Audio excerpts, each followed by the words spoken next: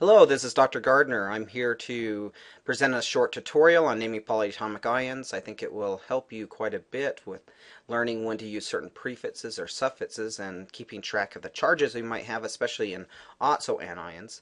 Now, before we get started, I would like you to look specifically back at some of our monoatomic ions. So we'll do a brief review about that before we start looking at the polyatomic ions you should know. Feel free to skip past that portion if you already have all your monoatomic ions memorized. So if we're looking at monoatomic ions, realize that we usually will have an IDE ending. And recall when I say monoatomic, I'm looking at a single atom that has lost one or more electrons to have a negative charge. So here we have IDE anions. We will look at a few exceptions where there's just a couple of polyatomic ions you should know that have an IDE ending, but the majority of the time, if you see that type of suffix on an anion, well, that would indicate that we have a monoatomic ion. A few that you should know, we're going to start with looking at halides, and you have to realize that when we're looking at naming a monoatomic ion, we'll start with the root of the name being the element name, and we'll change the suffix to an IDE when we're looking at an anion. So here, realize we're not adding a prefix. So I'm going to say Na, not applicable with respect to the prefixes here in a second. And we're going to look at anions that specifically have just a -1 charge at this point in time. So the root neutral element name and symbol that we'll begin with will be for the first halogen. That'll be fluorine with just a capital F for its symbol. Okay. And we'll change the ending to an IDE. But if I want to write the anion name, you'll notice that the INE changes to an IDE, so we would have fluoride as the name. If we'd like to look at the charge here, we need to remember that halogens are one column to the left of the noble gases. So they would all have a -1 charge. If you just recall, as you're looking at non-metals, when you have monoatomic ions, every column to the left from the noble gases, you add an extra -1 charge to the monoatomic ion that we're predicting. Or you can take the halogen group number, 18 or 8A, and subtract, excuse me, I misspoke, you can take the noble gas group number, 18 or 8A, where helium, neon, argon, krypton, xenon, and radon are, and you can take the halogens group number, 17 or 7A, from that. The difference is a 1. Okay, so we can predict that the charge would be in -1 here. So my name is fluoride. My anion formula would be the element symbol and a -1 charge. Now we can also look at all the other halogens this way. We start with the element symbol and element name, and we change the ending of the name as we go from the neutral atom to the anion to an IDE. So here we go from chlorine to chloride. Again, recall, if I see that IDE ending, I'm talking about a monoatomic ion. So I won't see any additional atoms in these ions. There's no extra oxygens or anything. We just have the root element name we're dealing with, because I only have one type of element atoms present. So here we have chlorine present, and we'll have a -1 charge, so we call it chloride. Then bromine, we add our suffix here to form bromide with a -1 charge. We can have iodine, going to iodide with a -1 charge. And so that would help us remember that all of these are monoatomic with that IDE ending. Really simple to remember their charges. All of the halogens in that group have similar chemistry, so they all have a -1 charge when they form a monoatomic ion. By gaining that 1 electron, they have the same electron configuration. They have the same number of electrons, is what we mean by that, as the nearest noble gas to the right. And that provides some additional stability. So that tends to be the stable charge that these atoms form when they ionize and gain 1 extra electron. Now there's one additional -1 charged monoatomic ion I'd like you to remember. Now if you recall, hydrogen's on the left-hand side of the periodic table usually, where we showed above lithium, but it still is only 1 to the left from helium. In fact, some periodic tables will show hydrogen at the top of the halogens group next to helium, reminding us that sometimes hydrogen can gain an electron. And if it does so, we would change the ending to an IDE, and it would become hydride for the name of the ion. We would now have an H-1. We would have an extra electron on our hydrogen atom for the hydride ion. We can usually tell if we have hydride because we would see hydrogen listed after a cation to indicate we have it as an anion in the ionic compound name. Now, if I want to look at monoatomic ions with a -2 charge, we don't have too far to look. We can consider that we aren't using a prefix again. Our root element name now, we're going to go ahead and look at oxygen. So we're going to look at the oxygen family here. We have a suffix that's going to be just an I, so we're looking at monoatomic ions. Now, if you recall, though, the oxygen family is 2 away from the noble gases, so we would have to gain 2 electrons for oxygen to become its anion, or any of the other elements in this family that's a nonmetal, oxygen, sulfur, selenium, or tellurium. So oxygen we would expect to have gained 2 electrons to form oxide. I changed the ending of the name to an IDE. And the formula of the ion will show oxygen with a superscript in the upper right hand corner as a 2- to indicate that it has gained 2 electrons and it has a negative charge. Now we can also look at sulfur. Sulfur would have the ending of the element name changed to an "ide" here to be sulfide, and if it's a monoatomic ion we expect it to be a -2 charge as well. Still just 2 to the left from the noble gases, so we have a sulfur with a superscript of 2- as our charged anion. Selenium does the same thing. We have the suffix change from the element name to an IDE, and so we end up with selenide, shown here in red. So we have the elemental symbol of selenium, if it's a charged anion, as a monoatomic ion, as a superscript 2-. All of this group of anions will have the same charge, so it's really easy to remember them. If I know oxide's charge, I know sulfur's charge as it forms sulfide, and I know selenide's charge. So I bet you can guess that tellurium, as it forms a monoatomic ion, we would change the root element name to an IDE ending, so we end up with telluride, and so we have a superscript 2- as the charge shown. So that'll help us keep track of these. I'd also like to remind you that sometimes oxygen can form a polyatomic ion that contains only oxygen. We would still use an IDE ending here, but I'm actually going to indicate with a polyatomic ion that there's 2 oxygens present, and we're going to call this peroxide, so there's an extra oxygen. You notice we're adding that per as a prefix as we have an extra oxygen in the formula. So we have O2 2-, so we have 2 oxygen atoms, polyatomic because there's more than 1 atom present, and it's an anion because it has a 2- charge in the upper right hand superscript. So remember that prefix per is useful. It indicates an extra oxygen was present in our anion formula. We'll be coming back to use per as a prefix in other polyatomic ions, so that might be useful to tuck away in your memory for when we come back to it.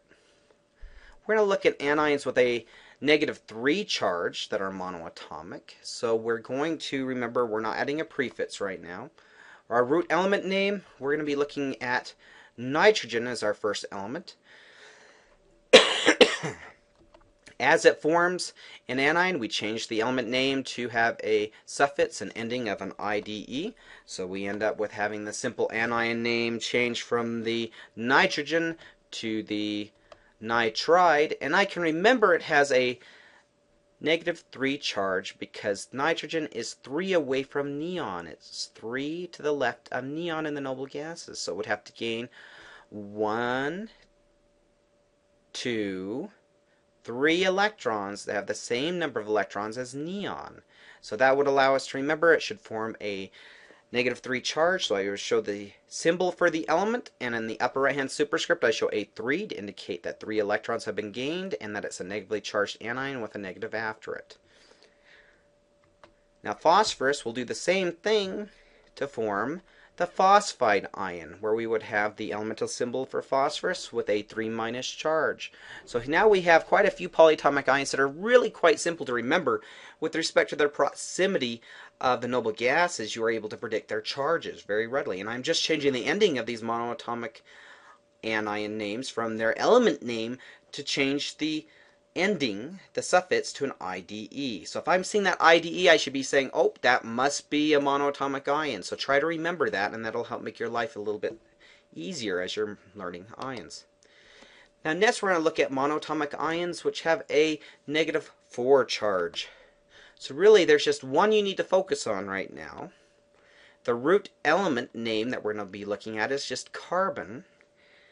And the ending again changed to an IDE if I have a monoatomic ion, so I expect that carbon then would form carbide. Carbon is 4 away from neon, so it would gain. If we look at carbon here on the periodic table, carbon would gain 1, 2, 3, 4 electrons. They have the same number of electrons as neon. So carbon was starting with 6 electrons, and if it gains 4 more, it would have 10 electrons, the same number as neon.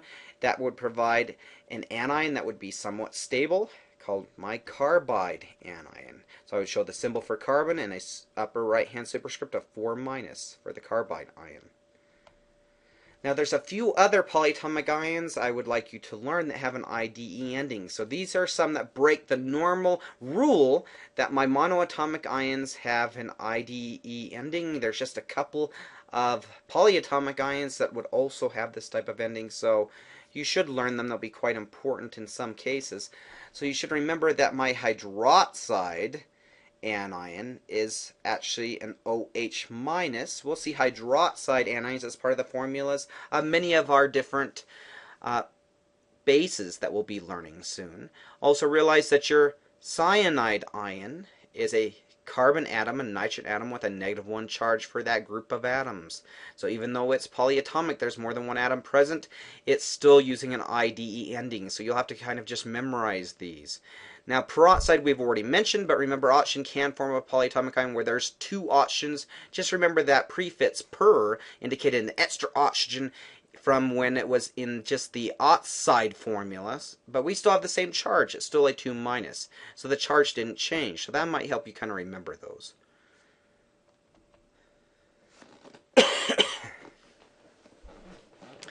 Now let's think about what information our suffix is really telling us on the anion. We've been talking about it quite a bit, so we might want to ask this question.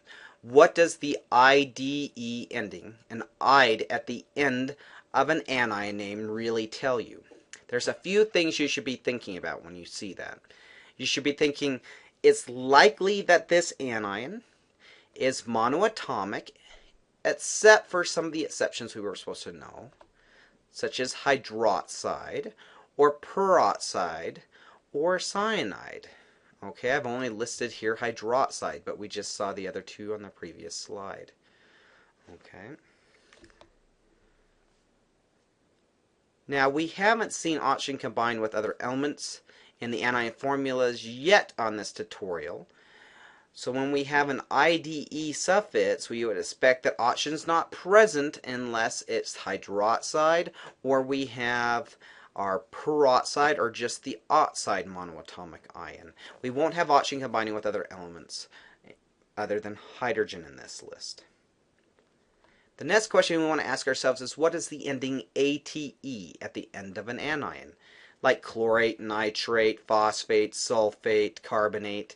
If I see that ending ATE at the ending of my anion, well, that will tell me to expect that I have an anion that is polyatomic in nature, meaning that it's a group of 2 or more atoms bound together chemically, usually through covalent bonds, that have gained 1 or more electrons to have a negative charge, so it's still classified as an anion, but there is a group of atoms that are bound together that have a charge overall. Now, usually we would also expect this anion to be an oxoanion, meaning that it will be an element combined with oxygen to form the polyatomic ion species, and then it will have a charge, which we will keep track of prefixes or suffixes in order to predict the charge we have present. We'll be practicing that coming up here in just a little bit, so just be remembering some of these suffixes now that we're learning the ate, and then we might ask ourselves, what does it mean if we have an ite? Well, again, if I have an ite, just like when we saw the ate ending of an anion, if we have an ite like chlorite, nitrite, in the various oxoanions, we would expect that we have a polyatomic ion again, just like we saw with the ates. So I see ates or ites, I'm thinking immediately polyatomic, not monoatomic, polyatomic. And then I should also be thinking that I have an anion that is an oxoanion. So it's going to be an element combined with oxygen in the anion formula. We can also predict, if I see an ite, that we would expect the anion to have fewer oxygen atoms than we saw in the formula for the ate form of the anion. So for example, if I have nitrate, which has the formula with 1 nitrogen, 3 oxygens and a negative charge. If I see nitrite, it has a very similar formula, but there's 1 fewer oxygens in the nitrite formula. I see nitrogen and 2 oxygens and a negative 1 charge. So let's think about what the prefixes for an oxoanion might tell us. So if I see the prefix per, just like when we saw peroxide, this can tell us how many oxygens are present. We should also be thinking this is likely a polyatomic ion, and the anion that we're looking at is going to be an oxoanion. And we expect 1 more oxygen to be in its formula than the 8 form. So if I had, let's say, chlorate, if I looked at the perchlorate anion, I would have 1 more oxygen than the original 8 form. Now if I see hypo as a prefix, let's think about what that tells us.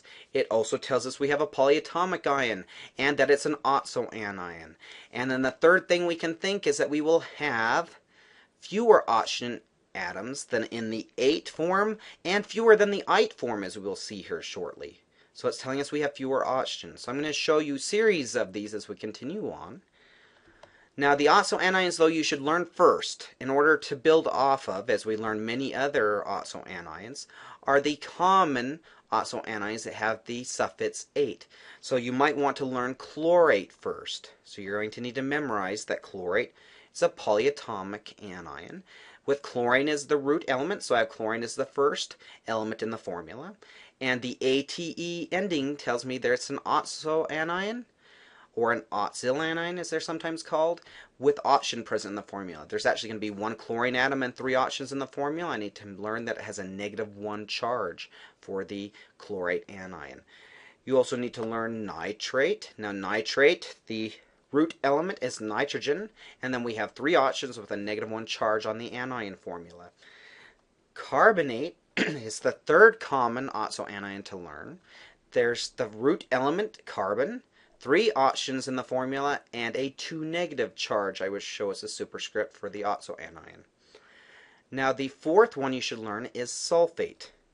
So sulfate has sulfur as the root element, 4 oxygens, and a 2 negative charge. You notice the first 3 oxoanions I showed you here all had 3 oxygens in the formula, and my charge increased from negative 1 for the first 2 to a negative 2 for the carbonate. Now we're looking at the common oxoanions that have 4 oxygens in the formula, and we're going to see increasing charges again. Now the next oxoanion you should learn would be phosphate. Now phosphate, the root element is phosphorus. There's 4 oxygens in the formula. That subscript 4 indicates that there's 4 of the element atoms that are before it in its formula. So there's 4 oxygen atoms.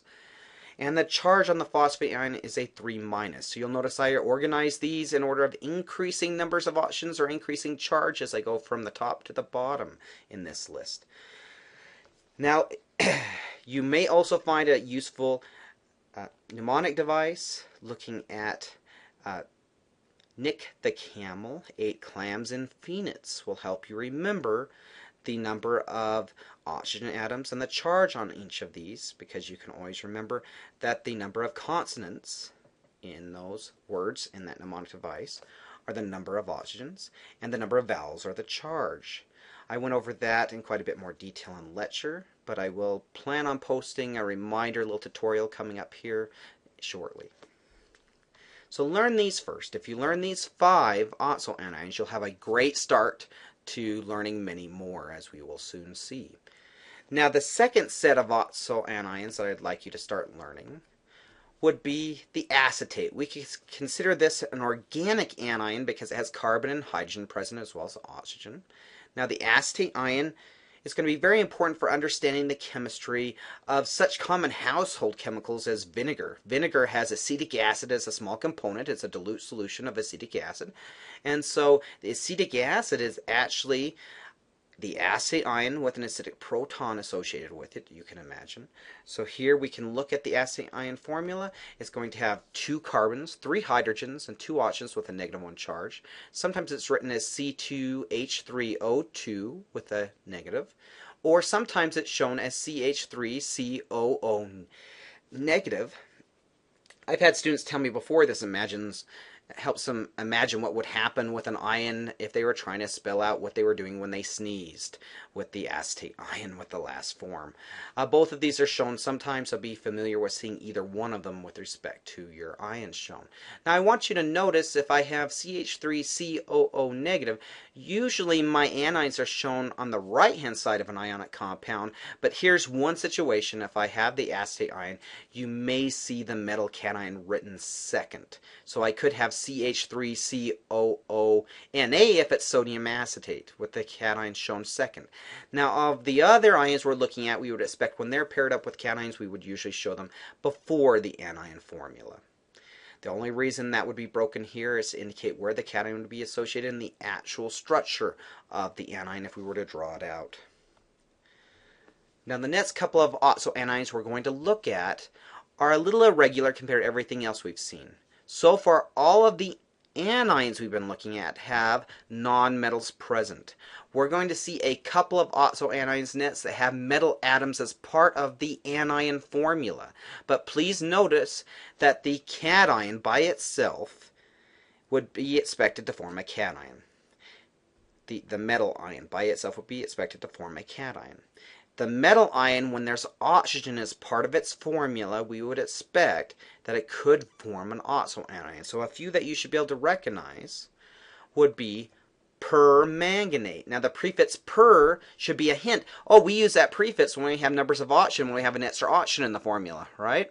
So that really is screaming out to me, since I have a permanganate, the per prefix and the ate ending all tells me an oxo anion should be present. So hopefully that'll help you remember this is a negatively charged oxo anion that just happens to have manganese as the root element. So I show the symbol for manganese. Now remember, the symbol for manganese is a capital M lowercase n. Be careful not to confuse it with magnesium, which has the element symbol capital M lowercase g. Okay, so this is manganese. So here we have the symbol for manganese. We have 4 oxygens in the oxo anion and a -1 charge. So we just show the negative charge in the right hand superscript. Now I also have the chromate ion I should learn. Now again, I see that ATE ending and I'm saying, oh, this isn't a cation, even though there's chromium as a root element. It's going to be an oxo anion present, so I have chromium first, 4 oxygens, and a 2 negative for the charge for my chromate ion.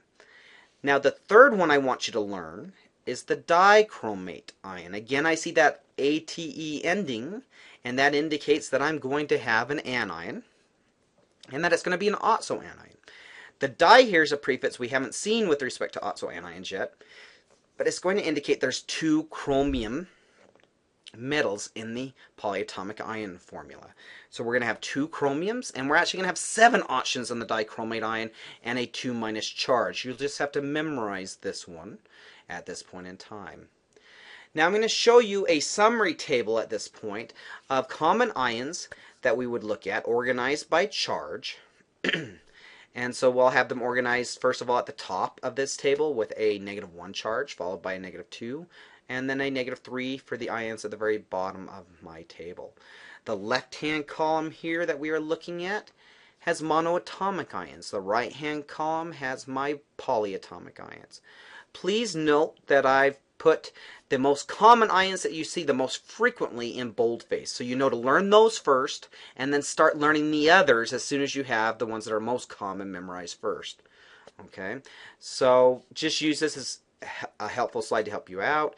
You could just print this out. I will have the PowerPoint slides posted on Blackboard, so that should give you a hand. Okay, and then we'll start learning some more oxo anions to build from here, but I need to learn these 8 anions first, especially that chlorate, nitrate, carbonate, sulfate, phosphate. Learn those 5 first, and then we're going to see how we can name many more oxo anions just from having that first set memorized. Now the next tool I use to help remember the formulas for my ions, how many oxygens are present in their charge, is just looking at their location on the periodic table. So if I look at oxo anions, ions that contain an element plus oxygen, that are my anions, I'll look to the right hand side of the metalloid line. So to the right and above the metalloid line on my periodic table, on the right hand side of the periodic table, I'll first of all look at just my 8 anions that you've been told to memorize first. So here I show carbonate and nitrate at the top. We ignore oxygen and fluorine because we're not going to consider those as we're naming these oxo anions right now. And then on the the third period on the periodic table, we have phosphate, sulfate, and chlorate. Okay, I want you to notice that on that first row on the periodic table, my oxo anions have 3 oxygens present. Now, part of the reason for this is the elements at the top of the periodic table are more likely to be stable with only 3 oxygens in their oxo anions because they're a little bit smaller in size. And as I go down the periodic table, I'm adding more electrons, right? Their atomic number is increasing. We have more electrons when we start with the neutral element before they form an ion. And so they actually start to become larger in size with those extra electrons. And so as I go to the third period and below, we expect to be seeing more frequently 4 oxygens around the central atom symbol. Now the halogens, actually as you go to the right across the periodic table, a little bit smaller than the elements to the left. The reason for that is even though we're adding some more electrons, the size doesn't increase very much until we hit a new period each time. And the number of protons in the nucleus are pulling the electrons in tighter. So our size actually decreases slightly as I go from left to right. So my size of my central atom, the non-oxygen atom, is increasing as I go down the periodic table, and it's increasing actually as I go from right to left. We'll see more about periodic sizes later on in the course. So I actually see my halogens, like chlorine, only have 3 oxygens, even though they're at the third period right now. Okay, something else I might notice is my charge is decreasing as I go from left to right. Carbonate's a 2 minus, nitrate's a -1. Phosphate's a 3 minus, sulfate's a 2 minus, then chlorate's a -1. Okay, so that's going to help me remember a little bit about what's going on here. Let's look at a few other oxo anions that I want to learn after I get the first batch memorized. So I might start with borate. Now borate, just like the other elements in the second period, they're at the top of the rows here on this page, has only 3 oxygens around it. You'll notice the charge is a 3 minus, then the carbonate's a 2 minus, nitrate's a -1. So I can remember charge is decreasing by 1 as I go from left to right on the periodic table here. Now if I look below carbonate, we would have silicon making an oxo anion, so I changed the ending from silicon to an ATE ending to indicate that oxo anion. So I have silicate. So here I have 4 oxygens, just like phosphate and sulfate to its right. The charge is a 4 minus, and as I go from silicate to phosphate to sulfate to chlorate, you see the charge decrease by 1 as I go to the right each time. Silicate's 4 minus, phosphate's 3 minus, sulfate's 2 minus, chlorate's -1. So that should be pretty easy to remember. Now let's look below phosphate at arsenate. So my arsenate, the ATE endings, reminding this is an oxo anion we're looking at. It has the same formula as phosphate above it. So if I have memorized phosphate's formula, I know arsenate's formula. So there's 4 oxygens, it has a -3 charge, just like phosphate. Okay. If I look at selenate and tellerate, they have the same formula as sulfate above them in the oxygen family there. So sulfate has 4 oxygens and a 2 minus charge. Selenate has 4 oxygens and a 2 minus charge. Tellerate has 4 oxygens and a 2 minus charge. So if I memorize sulfate, I know the other 2 oxo anions right below it that have the suffix, the ending ATE. Now you can imagine that the halogens might have similar chemistry, being in that same group, that same family. We've already seen they have the same -1 charge when they form monoatomic ions. We're going to see that as we look at bromates and iodate. Again, they follow the same formula and the same charge we expected on the chlorate ion. So if I have memorized chlorate as 3 oxygens and a -1 charge, well, bromate has 3 oxygens and a -1 charge. And iodate has 3 oxygens and a -1 charge. So this all will help me remember these by looking at the periodic table. Again, as I go from left to right, we expect the charge to decrease by 1 as we move over each element. As we go from the top to the bottom, we expect, unless they're in the top row, that the number of oxygens and the charge would be identical. So the exception to that would be carbonate and nitrate in these groups and families. But the others are very predictable in nature. So that's going to help you remember these. So if I'm learning these, just as I wanted to stress again, the oxo anions in the top row only have 3 oxygen atoms around them. They're a little bit smaller for the size of that central atom, the boron, the carbon, and the nitrogen. So only 3 oxygens are formed around there. They're a little more stable that way. It's harder to fit 4. As we look at the halides, again, we have 3 oxygens and -1 charges for all of those anions. If we look at what I've circled here, or I boxed, so to speak, here, for silicate, phosphate, sulfate, arsenate, selenate, and tellerate, they all have 4 oxygens. So if you can remember that square there for the anions, for the nonmetals that are forming these oxo anions, they all have 4 oxygens for the 8 anion without a prefix. But we can see their charge is decreasing by 1 as we move from left to right.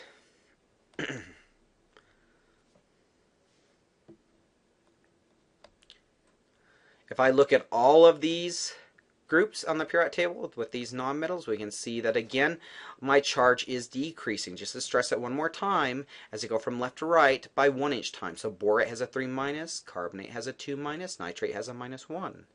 If we look at silicate, we predict a 4-, phosphate 3-, sulfate 2-, chlorate -1, arsenate 3-, selenate 2-, bromate -1, tellerate 2-, iodate -1.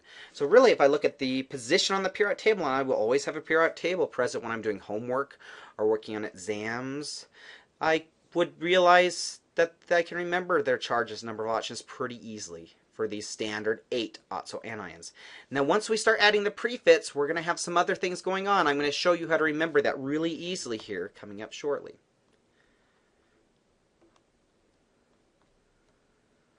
Okay, we're going to look at quite a few oxo anions next to remember nomenclature. Now nomenclature is a term that means naming of chemical compounds that we're looking at. So the nomenclature or naming of these oxo anions next are following very predictable rules. I'm going to show you a few anion formulas coming up for anions that are somewhat unstable, so you won't see them very frequently. We don't predict them to really form and be stable in most circumstances, but we're going to use them just as examples for learning our rules for naming oxo anions. So just realize that's the reason why I'm giving them to you right now. And they will help you remember many other very stable anions that we will run into. So just realize that. Okay, so now I would like to look at some of my oxo anions and predict what I'm going to do with the prefixes, the root element name, and the suffixes when I'm looking at my oxo anions. This is very critical at this point to have memorized the common 8 oxo anions before we get started. So make sure you know your chlorate, your carbonate, your nitrate, your phosphate, your sulfate. Know the formulas and charges for those, and this will be much more useful for you at this point. Okay, so to get started, I'm going to go ahead and color code some of my names of these oxo anions. So I will show the prefix in blue and the suffix in red and the root element name in black as I'm helping you with them. Okay, now first of all, let's say we're starting with the root element nitrogen. So my element's going to be nitrogen, and so my oxo anion formula might have nitrogen as the first element, right? That's going to be my root element other than oxygen, right? So I have nitrogen. And then I'm going to have a variable number of oxygens depending on my prefixes or suffixes. So I've shown NOETs here, where I have nitrogen and variable numbers of oxygen that I will predict based on the name of the oxo anion with its prefix and suffix. Now the charge here will also vary, and we're going to see that in these cases, I predict the charge actually from the original charge I memorized for nitrate.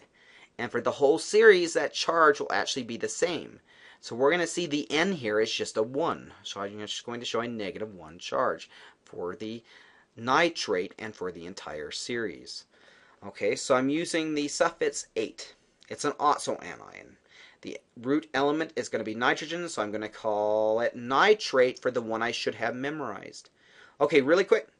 What's the formula and charge for nitrate?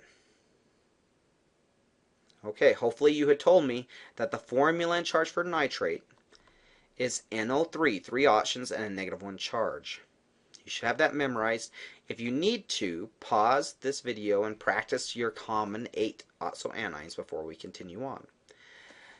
Now, if I change the suffix to an "ite," so if I do that, I'm going to change the name. It still has the root element nitrogen, but I'm going to change the name from nitrate, And as I go to the ite, I'm going to change it to nitrite. But what this is really telling me, whenever I see the suffix on my oxoanions, the ending of my oxoanions changing from an ate to an ite, we are removing an oxygen from the formula.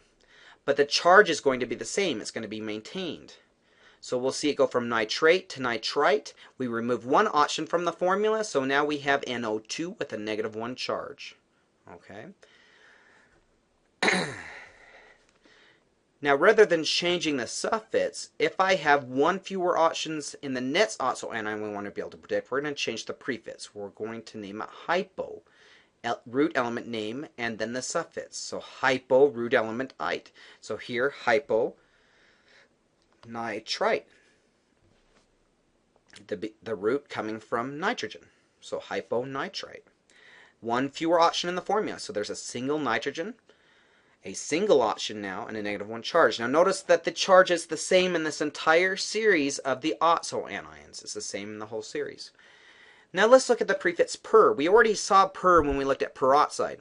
Recall that as we had oxide going to peroxide, we went from an O2- for oxide to an O2-2- where we had two oxygens in a polyatomic ion with a -2 charge when we added the per. We gained an extra oxygen with the per as a prefix. So again, if I have the prefix here per, and I keep the ending as an 8 this time, well then I might call this, as I add an oxygen, per nitrate, and I would have a nitrogen and 4 oxygens and still the -1 charge. You notice the whole series has the same charge, so I didn't have to memorize any charges other than the first one.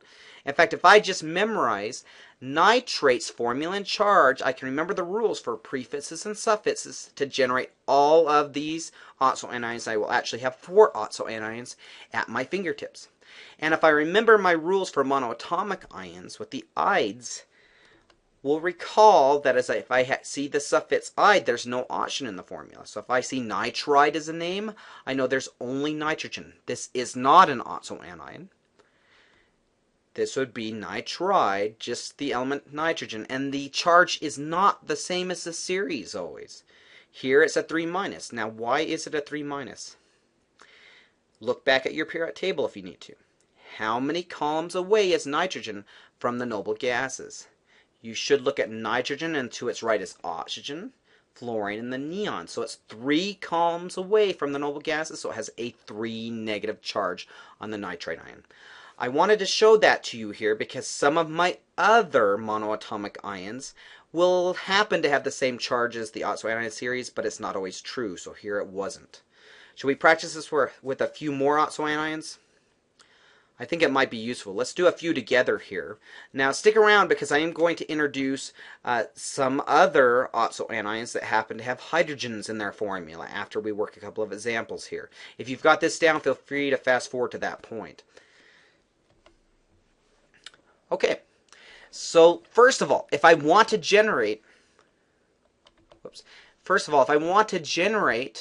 the series of oxoanions that we just looked at for other oxoanions, I need to have the element 8 oxoanion memorized. So I should have my nitrate, chlorate, my phosphate, sulfate, carbonate. I should have all of those memorized to start with. So I start with one of those here. I'm going to start with the chlorate oxoanion, and chlorate has the formula ClO3-. Okay. Now, just as we saw before, if I change the suffix to an ite, if I go to chlorite, what should happen to the number of oxygens? As I go from 8 to ite, I should be decreasing my oxygens by 1 as long as we didn't change the prefix. And so I end up with ClO2- for chlorite. Okay. Now, just as a memorization tip, remember that these all have the same charge. The charge has not changed in this entire series. So chlorate has a -1 charge, chlorate has a -1 charge. The ates and ites have the same charges in this series. Now, if I want to have fewer oxygens than the chlorite, I leave the ending alone, and I use a prefix. So I'm still going to have a chlorite, but I'm going to change the prefix to a hypochlorite. So hypochlorite has 1 fewer oxygens than the chlorite. So it's ClO-. Okay. Now if I add the prefix per, but I have the ending ate, we're going to see that we have perchlorate, and there's one more option than the chlorate form if we have that per. You notice the per doesn't go with the ites, and the hypos don't go with the ates. So it's a per-ate or a hypoite. So here's a perchlorate. So it has 4 oxygens and a -1 charge. They're very common. You see perchlorates with such things as explosives. So that's something that we will run into quite frequently. I've done research in the past with analyzing perchlorate content in water because it can be harmful to your health, and so we were monitoring to see if there were certain ammunition dumps across the U.S. that might be leaking any of their explosives into groundwater, and so we were monitoring perchlorate content. Now, let's look at the root element here, the chlorine. I could look at the monoatomic ion, right? My monoatomic ion here would have an ide, so I shouldn't confuse my ates and ites and ides. The ates and ites have oxygen in the formula. The ide for chloride has no oxygen in the formula, and its charge is determined by its position on the periodic table. It's one away from the noble gases, so it's a -1 charge. Here they happen to all have a -1 charge, but as we saw in the previous slide, not all monoatomic ion charges are the same as their oxoanion series. We saw nitride was a 3-, and the nitrate series had a -1 charge. So be very careful here. They just happen to be identical all the way through, but they won't always be. Should we practice a few more of these? If you have it down already, feel free to fast forward past the next couple of extra practice examples. But if you need to go through a few more of these and see if you can predict them before I give you the answers, this is great practice for you before you take quizzes or exams. So let's consider our other oxoanions I asked you to memorize to begin with that have the ate ending. So how about sulfate? So what's the formula for sulfate? See if you can remember it. Hopefully you'll have this memorized. You need it before the test. So sulfate, the root element is sulfur, right? And the ATE ending tells me there's oxygens present. So right away I know to write sulfur and oxygen. I just need to remember how many oxygens and the -2 charge. Recall that sulfur on the periodic table was in that 3rd period, so we expected it to have 4 oxygens, right? With using the periodic table as a mnemonic device. And it has a 2- charge. Okay. So I started with sulfate. Now if I end up changing the ending to an ite, my suffix to an ite here, so I go from sulfate to sulfite, we have 1 fewer oxygens. So I have sulfite. Now you notice the charge is still a 2-, so I really don't have to memorize any more charges. I just have sulfate's charge memorized, and sulfite's charge is identical. Okay, the whole series will have the same anionic charge for the oxoanions, these polyatomic ions with oxygen present. Now if I decrease my number of oxygens by 1 again, we'd end up with hyposulfite. So the hypo indicates 1 fewer oxygen. So I have sulfur, 2 oxygens, and a 2- charge. Okay. Now if I were to add a per as a prefix to sulfate, I'd end up with persulfate. Now persulfate would have 1 more oxygen than the sulfate formula. So it'd have sulfur and 5 oxygens and a 2- charge. Again, as I said before, some of these oxoanions wouldn't really be very stable, but we're using them just to illustrate the naming rules. Okay, now if I were to consider the root element sulfur here, if I have a monoatomic ion without any oxygens present in the formula, we would have the ending of the name with an IDE. So I shouldn't see any of you writing ide anions that are the common monoatomic ones with oxygen present. The exception to that was looking at hydroxide, for example. There was oxygen and hydrogen there, okay, with a -1 charge. But when I see sulfide, it's one of my standard monoatomic ions. I'm going to expect that there's just sulfur with a 2- charge. I know it's a 2- charge for the sulfide because it's 2 away from the noble gases. I would have to gain 2 electrons if you look at the periodic table to have the same number of electrons as argon, because neutral sulfur has 16 electrons. It's atomic number 16, right? It would have to gain 2 electrons to have 18 electrons like argon to its right. So that would help you remember its charge.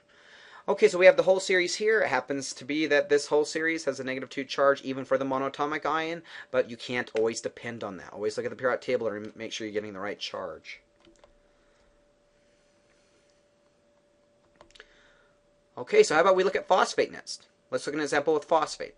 So I should remember that phosphate, since we're looking at the third period, has 4 oxygens and it has a 3- charge. Okay, if I look at phosphite, we have phosphorus and 3 oxygens and a 3- charge. We have the same charge through the whole series, as I've been saying on the last couple of examples. We go from an 8 to an 8, we have 1 fewer oxygens in the formula, but the charge is identical. We still have the same root element, the same phosphorus in all of these, just one of them in each case. Now if I added prefits, but I keep the ite, so if I go to a hypophosphite, well then I have 1 fewer oxygens, I have phosphorus and 2 oxygens and a -3 charge. Okay, if I were to have a per8, like perphosphate, we expect to have phosphorus, 5 oxygens, and a 3- charge. Okay, the charge is the same all the way through the series. We're just decreasing as we go from the top to the bottom here by numbers of oxygens by 1. I always have you memorize the common 8 oxoanions first as a starting point. Now, if I look at the monoatomic ion that consists of phosphorus as the element, well, then I have an ending of an IDE, right? Phosphide, and so I have no oxygen present. I have phosphorus with a 3- charge. Again, be careful, as we saw with nitride, the charge isn't always identical to all of the oxoanions, but this is another one where it happens to be the same. Okay, we still need to do carbonate. Let's look at carbonate. So what's the formula for carbonate? See if you can come up with it before me. The root element is carbon. So I need to remember the number of oxygens. Now if you look on the periodic table, it's in that second period, right at the top there in those nonmetals. Okay, so it's going to be fairly small as an atom. So we're going to expect the most stable number of oxygens, probably going to be 3, right? So I'm going to have carbon and 3 oxygens and a 2- charge. Now carbonate, if I go from an 8 to an 8, would have CO2 2-. Okay. Again, recall that as we go from an 8 to an 8, we're decreasing the number of oxygens, but the charge is identical for the entire oxoanion series we're looking at. Okay. So I didn't have to memorize these other charges and these other numbers of oxygens. I just remember what's happening with prefixes and suffixes, and I used the base 8 oxoanion to remember charges when I first memorized it. Now if I have hypocarbonite, so I changed the prefix to hypo, we would have carbon, 1 fewer oxygen, so just 1 oxygen here, and still the -2 charge. If I had a percarbonate, if I added that prefix, we expect to have 1 more oxygen. So we'd have carbon, 4 oxygens, and a 2- charge. Okay. My monoatomic ion, if I had just the carbon atom, the anion we expect that could be potentially stable would have carbon, and I look on the periodic table and carbon is 4 away from neon, so I'd go to the right 4. So carbon just has 6 electrons in the neutral atom. To form the anion, it would gain 4 more to have 10 electrons like neon, where we had a stable noble gas, and we expect carbide to have a 4- charge as we're learning these. Again, recall that as I've been saying, the monoatomic ion charge is not always identical to the oxoanion series. Here's another case where it was not, so be careful. Now let's try one that wasn't on our first memorization list. So if I want to look at bromate, how in the world do I start here? Well, I look at bromate, that's a halogen, right? Below chlorine. So I think to myself, well, I know chlorate. I've memorized the formula for chlorate. It has chlorine and 3 oxygens and a -1 charge. And then I remember that the other halogens below chlorine, bromine and iodine, form the same type of oxoanion when we talk about the 8 form. So chlorate has 3 oxygens and a -1 charge. Well, bromate does as well, as so does iodate. So we see bromate's just a BrO3-. So I really didn't memorize that when I just recalled using the periodic table as a mnemonic device that it had the same type of formula and charge as the chlorate ion. Okay, so let's imagine then, if I have the bromate and I go to bromite, well then that indicates as I go from the 8 to the ite with the ending with the suffix. Here I have 1 fewer oxygen but the same charge in the entire series, right? And we know if we end up adding the prefix hypo, as I go to hypobromite, we're going to have bromine and an oxygen, one fewer oxygen here than the bromite form, so we drop to just 1 with a -1 charge. If I add the prefix per to the 8 form, if we have per bromate, we had 1 more oxygen, so we'd have BrO4 minus. If I want to look at the monoatomic ion here, bromide, there's no oxygen present, right? And I know it has the same charge as chloride. So chloride, bromide, iodide, in fact, the whole group of my halogens we predict to have a -1 charge. So we have the element symbol for bromine, a -1 charge in the right-hand superscript. Okay, so we've practiced quite a few of these. Again, remember that sometimes your monatomic ion charge won't match the series. Here it happened to, but it won't always. Okay, so we practiced quite a few of these. I want to do one more to stress that if you have the original 8 oxo anions memorized, it's going to help you with quite a few more of the other oxo anions. So if I memorize sulfate, I want you to think to yourself, what is the formula for sulfate? If we recall, there's 4 oxygens in the formula and a -2 charge, right? So here's what your instructor might throw at you. What is the formula for selenate? Is that hard to remember? No, it's the exact same formula as the sulfate above it on the periodic table. So we have selenium as the root element, and then we have 4 oxygens and a 2- charge. It's no harder than if I wrote sulfate with just a capital S for the sulfur element. It's the same type of formula. So if I knew sulfate, I know selenate. It's really not that much harder to remember this one. Now if I go from selenate to selenite, as I go from 8 to 8, what's happening? Right, we're decreasing the number of oxygens by 1. Okay, so selenite is 3 oxygens with a 2- charge. Just as when we went from sulfate to sulfite, we dropped the number of oxygens by 1, but we maintained the charge for the entire series. Okay. Now, if I decrease my number of oxygens by 1 again, we would have to change the prefix to a hypo. So I'd have hyposelenite. So I would see 2 oxygens and a 2- charge. If I saw a per 8 form, perselenate, here we would have an extra oxygen. So we'd have selenium, 5 oxygens, and a 2- charge. So there's my series with how I use these prefixes and suffixes to remember the whole series. Now if I had just the monoatomic ion, when I'm looking at selenium, I would use the IDE ending without any oxygens present, right? So selenite has no oxygens in the formula for the ion. And then I look on the periodic table, and selenium is 2 away from krypton to its right. And so it would gain 2 electrons to have the same number of electrons as krypton, and we would end up with selenite having a 2- charge because of that reason. So I use the periodic table to remember all of these.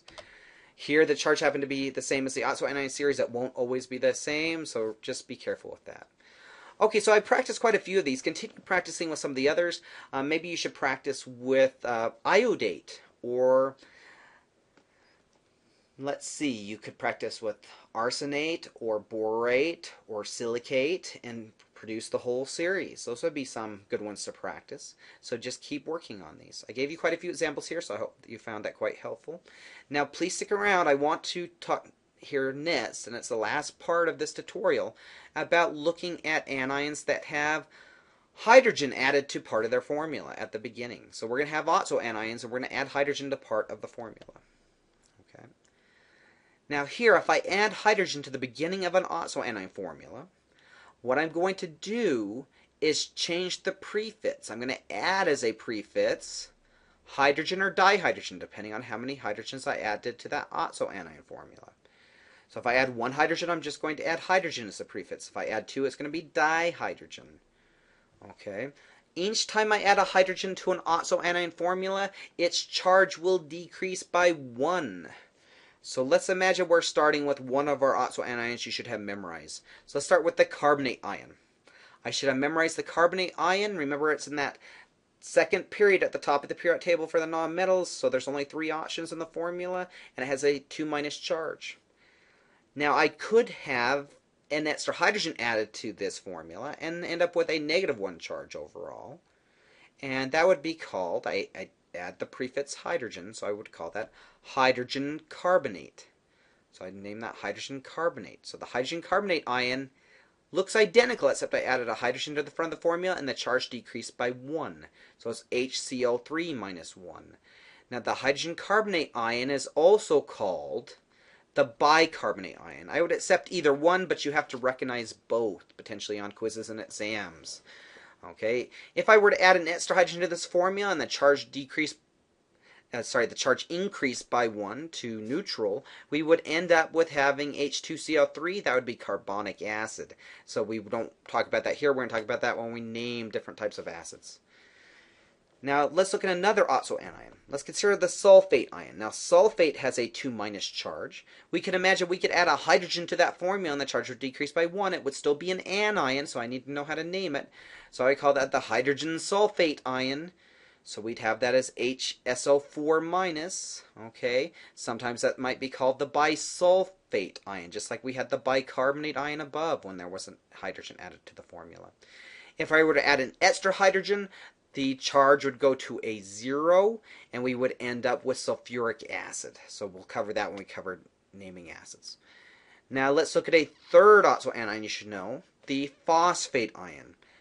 The phosphate ion has a charge of 3 minus, which now means we can add more than one hydrogen to the formula before we end up with a neutral formula.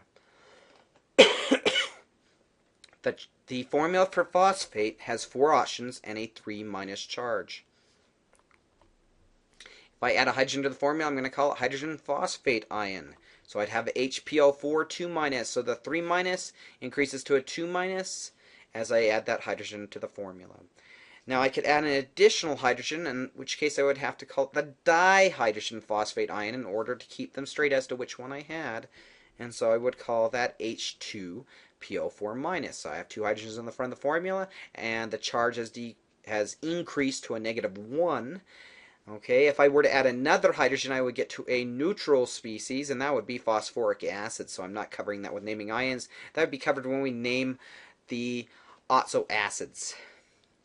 Okay, so that's the end of this tutorial. I hope you found it helpful. I'll continue producing these to give you some extra practice, and so you can listen to me giving you some more examples with more time available than we would in a lecture. Okay, thank you.